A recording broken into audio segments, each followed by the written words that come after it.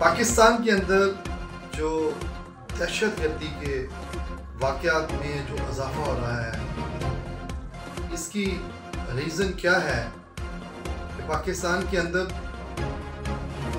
अमन शुरू हो गया था, लेकिन दोबारा से ये जो जाफर एक्सप्रेस बोलान के अंदर जो बलूचिस्तान के अंदर जो दहशतगर्दी का जो वाक़या हुआ, उसके ऊपर पूरी कौम अफज़ुदा है। सब लोग परेशान हैं कि ये क्यों हुआ, और वहाँ पे जो शहीद हुए, जो वहाँ पे मुसाफिर शहीद हुए, या वहाँ पे जो आर्मी के जवान शहीद हुए, उन पर दिली अफसोस है।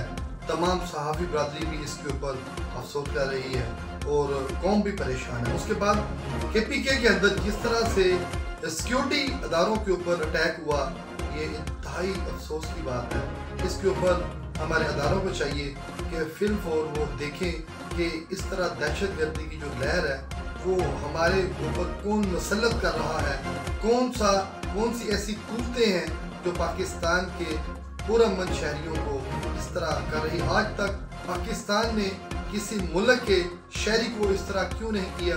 पाकिस्तान के शहरियों का क्या कसूर है कि उनके साथ ये जुल्म और ज़्यादती हो रही है? जहाँ पे बात आई सूबों की, इंशाअल्लाह ताला पाकिस्तान के तमाम लोग एक प्लेटफॉर्म के ऊपर हैं। ये भूल है उनकी, जो हमारे दुश्मन हैं, जो हमें पीठ के पीछे निशाना कर रहे हैं, जो दहशतगर्दी हमारे ऊपर मसलत करना चाह रहे हैं, वो सुन लें कि हम अल्हम्दुलिल्लाह एक हैं। पाकिस्तान का मतलब क्या? ला इलाहा इल्लल्लाह मुहम्मदुर रसूलुल्लाह। ये इस्लाम के नाम से ये मुल्क बना है। इसको इंशाअल्लाह ताला कोई दुनिया की ताकत इसको तोड़ नहीं सकती। हम आपस में अपने घरों के अंदर लड़ाइयाँ झगड़े मामला तो